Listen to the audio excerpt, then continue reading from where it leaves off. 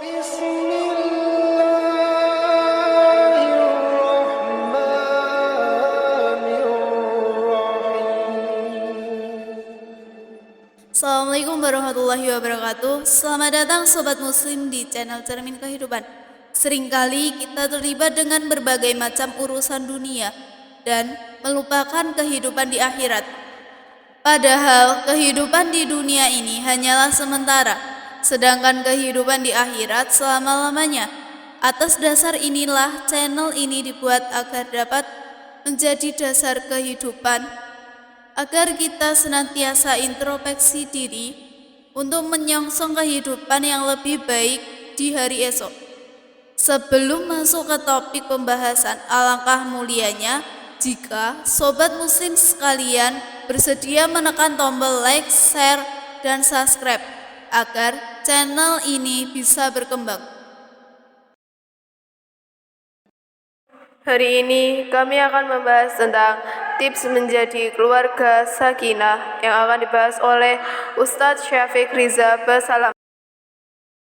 Jangan lupa dukung channel ini dengan klik share, subscribe. Allah Subhanahu wa ta'ala tatkala berbincang tentang pernikahan, Allah berbincang tentang kebesarannya.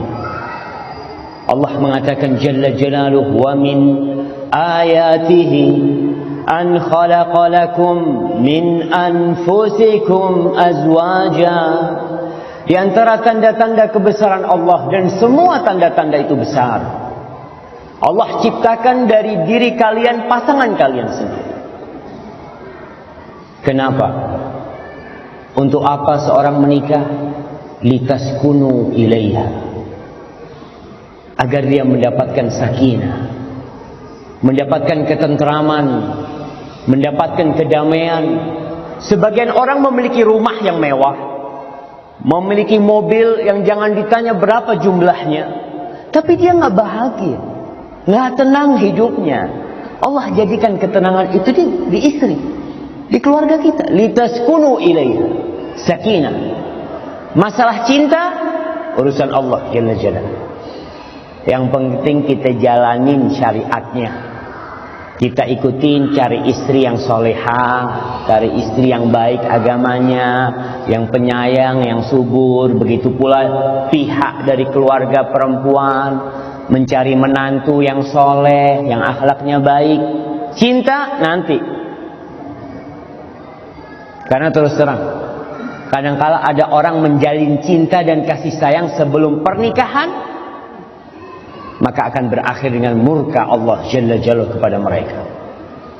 Menjalin cinta dan kasih sayang sebelum diizinkan oleh Allah Jalla Jalaluhu. Kemarin waktu saya ke Purworejo, subhanallah, itu yang punya rumah cerita. Dia cerita, Ustaz, saya punya keponakan menikah, dia tuh pacaran kalau nggak salah 5 tahun. Menikah 5 hari cerai. 5 hari. Ustaz, besannya belum pulang. Kita nih masih ada di rumah situ, belum pulang, cerai. Kok bisa seperti itu? Karena itu cinta yang tidak diridhai Allah Subhanahu wa ta'ala. Setelah pernikahan baru jadi halal tuh istri kita, suami kita jadi halal, pegang tangannya halal, berduaan sama dia, mau naik motor bareng, mau kemana berduaan halal, dan Allah ridhoi. Maka Allah katakan wa ja'ala bainakum mawaddatan wa rahmah. Dia sang pencipta, Rabbus samawati wal ard, dia yang menjadikan cinta dan kasih sayang antara kalian. Inna fi dzalika la ayatin liqaumin yatafakkarun.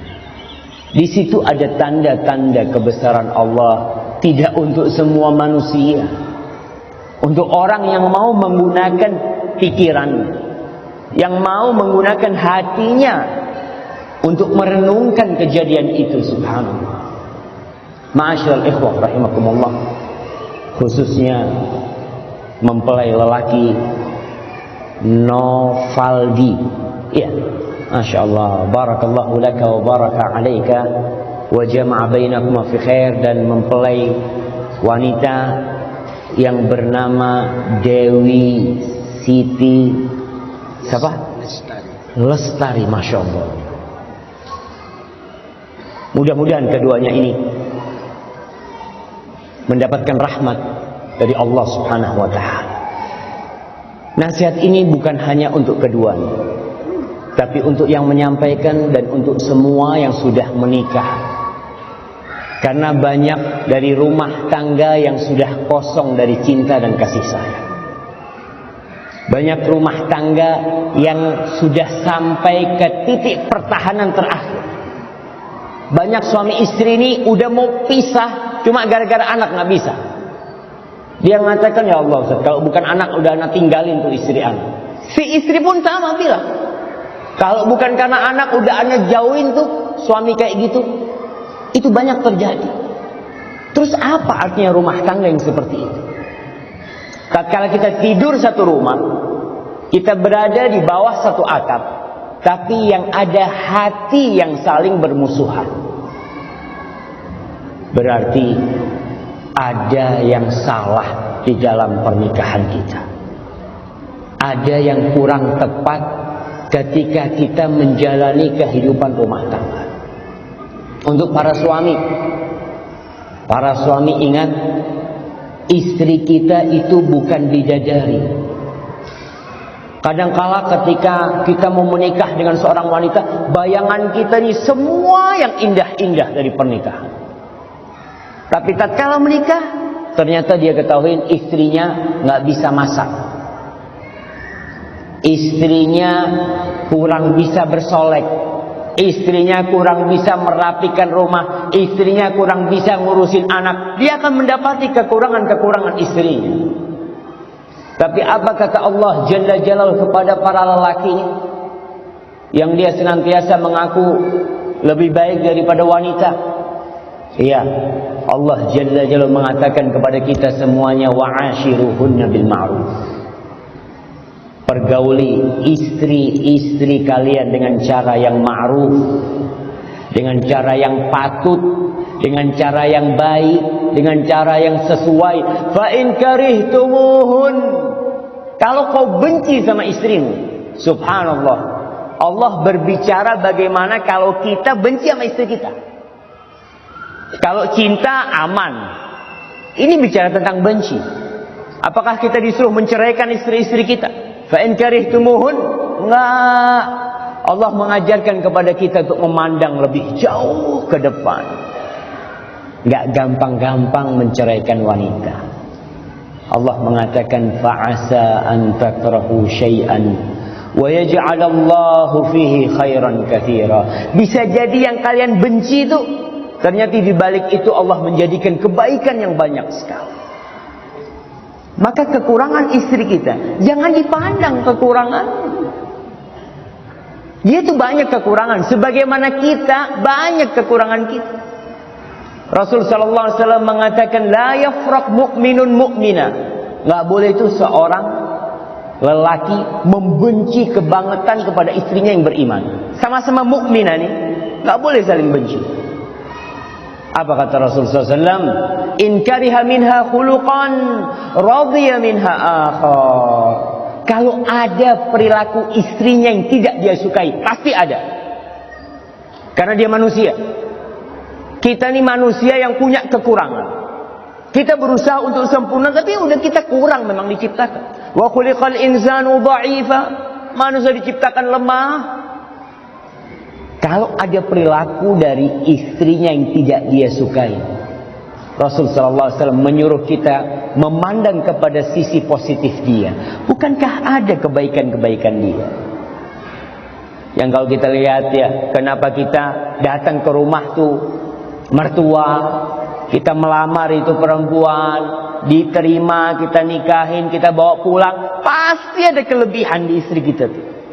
Maka jangan memandang kepada keburukan. Kalau keburukan ada, tapi jangan dipandang.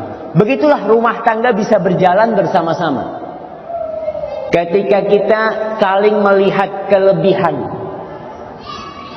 Nih ibu-ibu dengar ini juga nih. Pernah ada seorang wanita yang ngomong sama istrinya. Ini mungkin permisalan, tapi bisa jadi kejadian nyata. Dia ngomong sama suaminya, nih wanita, "Mas, kita kan udah nikah lama nih mas. Bagaimana kalau kita saling menyebutkan kekurangan supaya bisa memperbaiki?" Ya silahkan, kata suami. "Ini mas, saya kasih kertas kosong. Mas Tulsa, ini kertas saya tulis." Nulis nih. Si istri masuk ke dapur, ditulis semuanya. 1, 2, 3, 4 yang tidak dia sukain dari suaminya. Selesai. Setelah selesai dia datang kepada suaminya. "Mas, sudah. Yuk ditukar kertasnya." Si suami ambil kertasnya istri, si istri bawa kertasnya suami ke dapur lagi. Dia baca di dapur. Si suami baca tuh, Masya Allah, ternyata kekurangan dia banyak selama. Seperti ini, apa yang dia tidak sukain dari suami, dia sebutin sih. Akhirnya selesai itu istrinya balik lagi. "Mas, kertasnya mas kok kosong? Nggak ada tulisannya." Apa kata suaminya? "Dek, aku menerima engkau apa adanya." Apa adanya. Suami itu harus seperti itu. Jangan suka mempretelin kesalahan istrinya. "Kau gitu, kau ini, kau itu." Jangan. Tugasnya kau itu apa di rumah itu? Perbaiki kesalahan itu. Allah Jalla Jalaluh mengatakan di dalam Al-Quranul Karim, "Ar-rijalu qawwamuna 'alan nisa." Lelaki-lelaki itu adalah pemimpin bagi para wanita. Ini ayat insya Allah lelaki hampir hafal semua. Kalau ribut sama istrinya dipanggil istrinya, "Dedek sini. Kau itu nggak tahu dengan firman Allah, "Ar-rijalu qawwamuna 'alan nisa." Oh, mulai ini jadi ustadz suaminya. Iya. Si istri tanya, "Mas, artinya qawwamun itu apa sih?" Kadang-kala kita ini nggak tahu apa artinya qawwamun. Para ulama menjelaskan qawwamun itu menuntut seorang menjadi pemimpin itu yang pertama ar-ri'ayah. Dia harus perhatian tuh sama istrinya. Seorang suami yang tidak memberikan perhatian kepada istrinya, seorang pemimpin, seorang presiden, gubernur, bupati yang tidak perhatian sama rakyatnya, rakyatnya nggak bakal suka. Kau pun sebagai suami pemimpin, kalau kau tidak memperhatikan istrimu, nggak bakal suka istrimu. Sampai ada istri jenderal yang ngomong sama saya ketika kita umrah haji, dia cerita, "Ustaz, kalau dari sisi materi jangan ditanya. Suami kami ini sudah memberikan segalanya kepada kami. Tapi yang kita butuhkan bukan hanya duit, Ustaz. Kita butuh perhatian." Jika sobat ingin memberikan kritik dan saran, sobat muslim bisa komen di kolom komentar ya. Kami akan segera memperbaiki kualitas video kami agar sobat muslim nyaman saat menyimak video-video kami. Sekian, wassalamualaikum warahmatullahi wabarakatuh.